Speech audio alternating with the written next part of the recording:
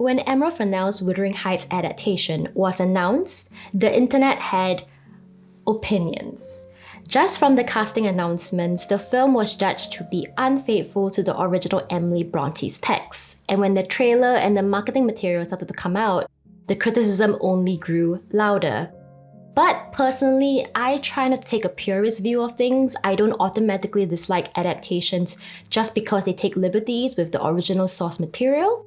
Some of the greatest adaptations of great novels actually change quite a lot, but they also capture something essential about the original text. So when I finally watched Wuthering Heights, I was less interested in how faithful the movie was to the book and more interested in understanding what the filmmaker's vision is and how that reshaped the original story. So let's start with this simple question. What did Emerald Fennell think she was adapting? How closely should we expect this to follow the book versus being your own vision? Well, I think the thing is that it's my favorite book in the world, you know, and I like many people who love this book, I'm like kind of fanatical about it. And so I knew right from the get-go, I couldn't ever hope to make anything that could even like encompass the like greatness of this book. So all I could do was, I don't know, make a movie that made me feel the way the book made me feel. Emerald Fennell makes a very clear choice in this film. She treats Catherine and Heathcliff's story as a tragic romance, and I think that's where many of the film's problems begin. Because Wuthering Heights, the story that Emily Brontë actually wrote, is fundamentally not a romance. Love exists between Cathy and Heathcliff, but it isn't something we're meant to root for. Their relationship is intense, obsessive, and ultimately leads to a great deal of destruction. It doesn't feel romantic because Brontë never presents it as something admirable. The novel is much more concerned with themes like generational cycles of abuse, class hierarchy, and the unsettling possibility that love itself can be destructive. So you see the problem. Bronte's story never presents Heathcliff and Cathy's love as something desirable. Their story, how it's told originally, doesn't make for a very satisfying love story. So what happens if you're determined to tell one anyway? You have to make fundamental changes, and that's exactly what Fennell does, both to the characters and to the plot. And those changes have significant effects on how we perceive the characters, how we interpret their choices, and ultimately what the story means. To tell a compelling romance story, we usually need three things: characters to root for, moments that convince us that they are in love, and their love must feel like the right choice. So let's start with characters we actually want to root for. The film makes very deliberate adjustments to the portrayal of Catherine and Heathcliff. In the film, both of them are framed in a much more sympathetic light than they are in the novel. Heathcliff is presented as protective and self-sacrificing. As children, he shields Cathy from her father's abuse, takes the blame to protect her, and even breaks apart his own chair for firewood when Cathy worries that she might have to throw herself at Edgar for security. Cathy is also portrayed more sympathetically. She is shown to be trapped in poverty and living under the tyranny of an abusive father. She's plagued by how she still loves him, but his behavior clearly torments her. These adjustments to both of their characters make them easier to empathize with as audiences. But in Emily Bronte's novel, the dynamics of Wuthering Heights are quite different. For one thing, the primary antagonist isn't Cathy's father, but her brother Hindley. And while Hindley clearly torments Heathcliff, Catherine is largely spared from that treatment. In fact, as children, we often get a sense that Cathy is more of a dominating presence in the household rather than submissive, especially since we see the events narrated through Nelly, who often describes Catherine as wild, willful, and difficult to control. Nelly describes her as, "She had ways with her such as I had never saw a child take up before. She put all of us past our patience 50 times and oftener in a day. We had not a minute's security that she wouldn't be in mischief. Her spirits were always at high water mark, singing, laughing, and plaguing everybody who would not do the same. Peevish reproofs wakened in her a naughty delight to provoke. She was never so happy as when we were all scolding her at once." Cathy in the novel isn't just a helpless victim of her circumstance. Wuthering Heights is a harsh and dysfunctional environment, but Cathy herself is a force of nature. She is impulsive, proud, and delights in provoking the people around her. Heathcliff, as well, isn't a passive victim to Hindley's cruelty. As a child, we see him give back as good as he can. There's a scene in the book where Heathcliff calculatingly uses his bruises to force Hindley to give him his horse. These details matter because it shows how in the novel both Catherine and Heathcliff are psychologically complex characters from the very beginning. Brontë shows us how the harsh environment of Wuthering Heights shapes who they become, and with it the darker edges of their personalities. She doesn't try to make them particularly sympathetic. Actually, one can argue that the opposite is true. Because of their harsh environment, they grow up to become people who are hardened, who live by a kind of every man for himself, eye for an eye logic. But for a romance to work, we need to root for the characters. We need the lovers to feel likable, or at least understandable. Those sharper edges are a problem, so the film dulls them. It reshapes Cathy and Heathcliff into characters whose suffering invites our sympathy and whose actions feel motivated by love. And we see this very clearly in one of the most famous scenes of the novel, when Cathy is explaining to Nelly why she accepted Edgar's proposal. The film takes the famous line directly from the book. "It would degrade me to marry Heathcliff, so he shall never know how I love him." But the film makes one important addition. We would be beggars. Cathy goes on to explain her rationale for accepting Edgar. She says, "I know you think I'm a selfish wretch, but if I marry Mr. Linton, I could aid Heathcliff to rise. I could place him out of my father's power." In other words, the film frames Cathy's decision as a kind of sacrifice, a painful choice driven by love. She says yes to Edgar because of security and in hopes that it will ultimately help Heathcliff. In the scene, Cathy is on her knees crying to Nelly because she is torn between what her heart wants and what her head says is right. But this conversation has a very different context in the novel. In the book, Cathy's reasoning is much less noble. Cathy says, "He'll be rich, and I shall like to be the greatest woman of the neighborhood, and I shall be proud of having such a husband." Cathy is attracted to the life Edgar offers: wealth, status, and social standing. So when Cathy says, "It would degrade me to marry Heathcliff," the moment isn't about tragic sacrifice, it's about ambition. In fact, the film actually brings the line back in the final breaking point between Cathy and Heathcliff. While they are being intimate, Cathy tries to stop the affair. She tells him, "I said that you would degrade me. I did not know that I would degrade myself." The meaning of the line changes completely.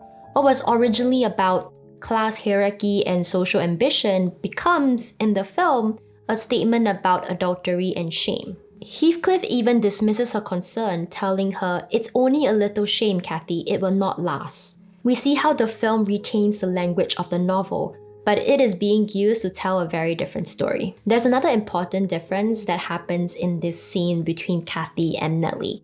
In the film, this conversation happens because Cathy is torn up about her decision.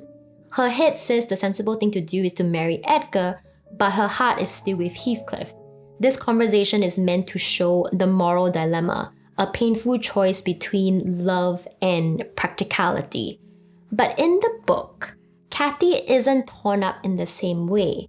By the time this conversation happens, Cathy has already made her decision. She says, "I don't want your permission for that. I shall marry him, and yet you have not told me whether I am right." This line is actually very revealing of Cathy's character. She isn't asking Nelly what to do, the decision has already been made. What she wants from Nelly is validation. She wants Nelly to tell her that she is right. And we see this repeatedly in the novel. Cathy has a very strong need to be seen as justified. Even when she makes decisions based on her own ambition, she wants to be seen as doing the morally upright thing. Which makes this moment very different from the film's version. In the film, Cathy is torn between love and duty. In the novel, she is trying to reconcile her ambition to the image that she has of herself. And we see this pattern happen again and again in the novel. Cathy often behaves selfishly or cruelly, but she very quickly rationalizes her actions, reframing them so that she can still see herself as justified. But the film largely removes that dynamic. Cathy is portrayed as gentler and less provocative, so her actions become understandable responses to suffering rather than the result of her own pride and her own ambition. In fact, the film delays Cathy's first truly questionable choice until she feels pushed to the brink, when Isabella begins threatening her relationship with Heathcliff. That change is important because it reframes Cathy's behavior as something driven by love. Her cruelty to Isabella, her jealousy, even her worst decisions are presented as a result of overwhelming passion. In other words, Cathy only becomes destructive when she fears losing Heathcliff, which ultimately preserves the romance at the center of the story. The audience is encouraged to see her not as selfish or manipulative, but as someone whose love is simply too intense to control. Similarly, Heathcliff's actions are also softened and reframed in the film, often in ways to keep them in the service of love, no matter how dark that love may be. In the novel, Heathcliff does genuinely disturbing things. His love for Cathy may be intense, but it doesn't make him noble or protective. If anything, it becomes fuel for his cruelty. For example, in the book, Heathcliff openly admits that he's interested in Isabella purely as a way to hurt the Lintons and to torment Cathy. He has no real affection for her at all. She is simply a tool for his revenge. The film keeps this plot point, but of course we can't have a love interest who is so terrible, so it makes a very important change. We see Heathcliff explicitly ask Isabella for consent multiple times before seducing her. This is strikingly out of character. Not only that, but the film makes it a point to show Isabella as a willing participant. She willingly stays by Heathcliff's side, whereas in the book, her rose-tinted glasses are ripped away pretty quickly and she's desperate to get away from him. These adjustments, once again, soften Heathcliff's actions and preserve him as somebody that we can still sympathize with as audiences. Now that the film has established that these characters are worth rooting for, the story has to convince us that they belong together, that their love is real. Throughout the movie, we are given many small moments that visually demonstrate Cathy and Heathcliff's devotion to one another. We see Heathcliff shield Cathy from her father's abuse as children. We see Cathy sneaking into his room later that night. We see him shielding her eyes from rain so that she doesn't have to do it herself. At one point, he even breaks the chair he's sitting in to provide firewood when Cathy gets cold. These scenes function as proof of their love. They show Heathcliff as protective, self-sacrificing, and entirely devoted to Cathy. But these moments don't exist in the novel. Brontë rarely shows Cathy and Heathcliff expressing their love through tender or protective gestures. Instead, the depth of their connection is reviewed in a very different way. I can only describe it as the extremity of their emotions. Instead of their love being shown through tenderness, it is shown through the violent intensity of their reactions to one another. For example, Heathcliff running away when he finds out that Cathy is going to marry Edgar, or Cathy falling into a self-destructive illness when Heathcliff returns. And after she dies, Heathcliff begs her ghost to haunt him, and eventually he even digs up her grave because he can't stand to be separated from her. These acts demonstrate the depth of their feeling, but notice the difference in how it affects us audiences. When Heathcliff breaks his chair to provide firewood for Cathy, we think of it as devoted and caring. When he digs up her grave, we find that disturbing.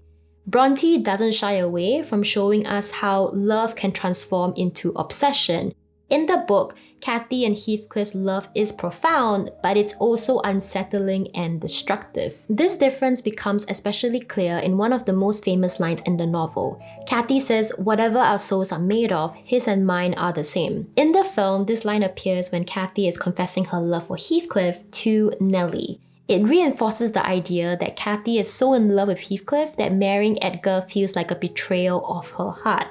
But what's striking is the line that the film leaves out. In the novel, Cathy continues, "I am Heathcliff. He is always, always in my mind. Not as a pleasure, any more than I am always a pleasure to myself, but as my own being." This line reveals something very important about how Brontë conceives their relationship. With that extra line, it is revealed that Cathy isn't describing romantic devotion here. She is describing identity. Heathcliff isn't somebody that she simply loves. He is part of who she is. And that belief is what drives the tragedy of the story. Because to Cathy, the bond between her and Heathcliff cannot be broken by something as ordinary as marriage. So to her, marrying Edgar will not disrupt the connection that she has with Heathcliff. Heathcliff obviously disagrees, and that's why he leaves Wuthering Heights. This leads to the third thing that a romance story needs. Their love must feel like the right choice. What this means in Wuthering Heights when it's being framed as a romance story is that the narrative cannot allow us to consider that Cathy might be better off with Edgar. Because the moment we start thinking Edgar might be the better partner, Heathcliff can no longer function as Cathy's destined soulmate. So the film makes several adjustments to ensure that Cathy's love for Heathcliff is never called into question. First, the film shows how Cathy immediately regrets saying yes to Edgar's proposal. She tries to call it off the next morning, but she's stopped when Nelly reveals that Heathcliff has already left. The film goes even further by introducing a 1-year delay before the wedding, showing how Cathy is waiting and hoping for Heathcliff to return. In other words, the film emphasizes that Cathy never truly wanted to marry Edgar. She eventually does after 1 year, but she does so only because she has no other choice. This is very different in the novel. Cathy is deeply upset that Heathcliff left, but she does go on to marry Edgar. And once she does, Nelly observes that she behaved infinitely better than I dared to expect. She seemed almost overfond of Mr. Linton, and even to his sister, she showed plenty of affection. Cathy settles quite comfortably at Thrushcross Grange. She enjoys the refinement, the luxury, and the social position that comes with being Mrs. Linton. The novel gives us a sense that if Heathcliff never returned, Cathy would have gone on living quite happily in that world. The film, however, cannot allow for that possibility. Instead, we see Cathy constantly pining. Even surrounded by luxury, she stares into the distance, longing for Heathcliff. At one point, she even places Edgar's hands over her eyes during sex. A visual reminder that even when she's with Edgar, she's thinking of Heathcliff. The film drives home this point in how it depicts her physical relationship with the two men. When she's with Heathcliff, her desire seems uncontrollable. Their encounters are frequent and in secret, as if they simply cannot resist each other. By contrast, her intimacy with Edgar is framed very differently. Cathy behaves almost as if it's something that she endures rather than something that she desires. Another way that the film signals to us audiences that Edgar isn't the partner she truly wants. So the film uses every tool available to reinforce the idea that Heathcliff is the one that Cathy truly belongs with. So Cathy's conflict is reduced to Heathcliff versus Edgar, and we are meant to answer on Cathy's behalf, Heathcliff. We see this reinforced in how the film portrays Edgar. In the film, when Edgar learns from Nelly that Cathy is cheating on him, he responds by forbidding further contact between them. He says, "You were quite right, of course, to welcome him here while he found his feet. But I think it's best we sever the connection now. Don't you? It would be most distressing if anyone mistook your natural good-heartedness for something untoward." This moment frames Edgar as controlling and possessive, someone trying to claim Cathy and shut Heathcliff out of her life. Edgar becomes less of a genuine partner for Cathy and more of an obstacle standing between the two lovers. But in the novel, Edgar's behavior is quite different. Brontë shows repeatedly that Edgar's main concern is Cathy's well-being, not his pride. When Cathy becomes seriously ill and emotionally unstable, Edgar allows Heathcliff to visit her even though he hates him, because he believes that seeing Heathcliff might help Cathy recover. This is in sharp contrast to Heathcliff, who we have just seen in the book, demands to see Cathy despite Nelly cautioning him that seeing him might agitate her ill state. His need to see her overrides his concern for her condition. Moments like this allow the novel to present Edgar as a genuinely good partner for Cathy, but the film removes all of that tension. Because Edgar becomes an obstacle, the romance equation is simplified. Heathcliff must be the right choice. He's the only choice. But in the novel, the conflict actually isn't between Edgar and Heathcliff. There's a deeper dilemma present. Catherine isn't choosing between the two men. She's actually choosing between two different versions of herself. With Heathcliff, she belongs to the wild world of Wuthering Heights. She is untamed, impulsive, and free of societal expectations. With Edgar, at Thrushall Grange, she is refined, admired, and socially elevated. She is the great lady of the neighborhood, something that she openly admits that she desires. In the novel, it allows this contention to exist. The novel allows Cathy to genuinely want both of these lives. It explores the tension between who she is and who she desires to become. This works for the novel Wuthering Heights, a story deeply concerned with identity. But it doesn't work for the movie, because when a story is framed as a tragic romance, the tension is reduced to choosing one man over the other. Cathy cannot desire both lives because if she can happily live without Heathcliff, the romance collapses. This change has another important consequence to the story. In the novel, the tragedy of Wuthering Heights is largely driven by Cathy and Heathcliff themselves. Their pride, cruelty, and the recklessness of their emotions is what's driving the suffering, both for them and the people around them. But if their love is meant to be grand and desirable, then it cannot be the source of misery, so that becomes a problem. If Cathy and Heathcliff are responsible for the destruction around them, their love stops looking tragic and beautiful, and it starts looking selfish and cruel, which is a problem. So the film has to reallocate the blame elsewhere.